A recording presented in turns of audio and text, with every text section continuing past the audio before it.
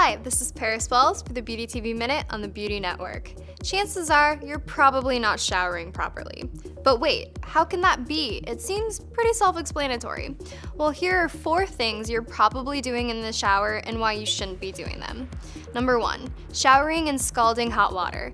The best temperature for a shower is warm. Too hot, and you risk stripping your body of essential oils. Too cold, and it's just miserable.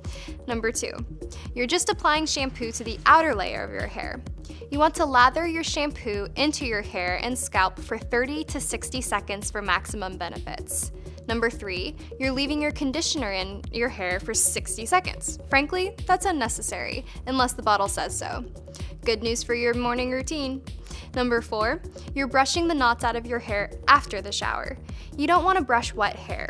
That is when your strands are the most vulnerable for breakage. Follow these tips and you'll start looking forward to your shower time in the morning. I promise. This is Paris Wells for the Beauty TV Minute on the Beauty Network.